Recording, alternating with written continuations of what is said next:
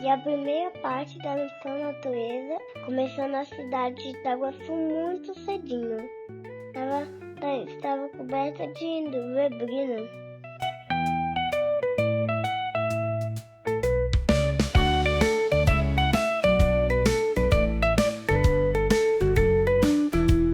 Mas vocês vão me acompanhar fazendo trilhas e descobertas incríveis.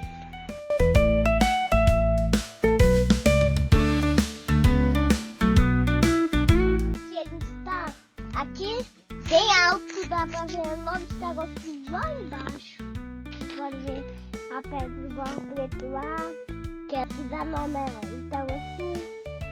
Itaguaçu no campo, lá.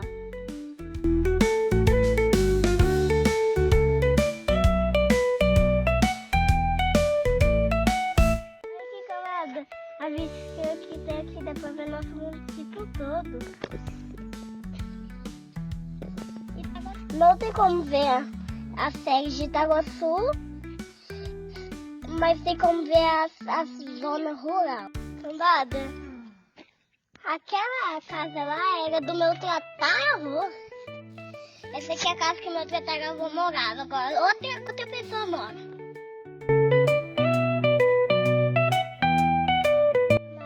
Está começando uma trilha e vamos lá. Esse daqui é um corregozinho de mais na frente que vem lá de cima. Vou passar. Ih, pega fogo. Aqui, ó. Mexeu não é um bom sinal se mexeu. Se mexeu vai cair. Nossa, eu vou correr com o meu tubarão.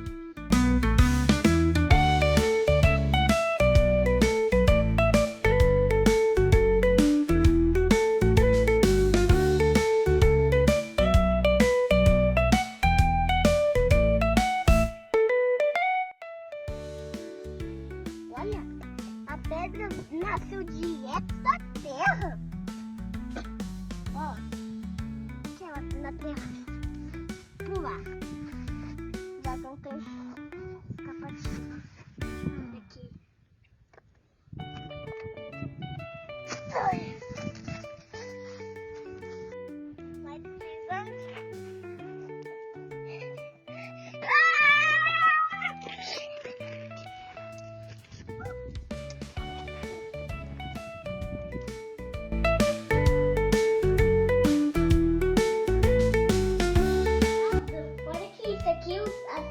Antigamente colocava madeira aqui, amarrava o boi ou o cavalo, ele ia andando girando, pegava cana de açúcar e fazia açúcar.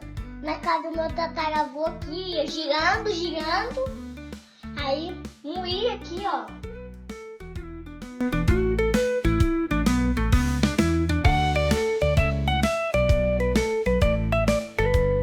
Se inscrever no canal, deixar o like, compartilhar.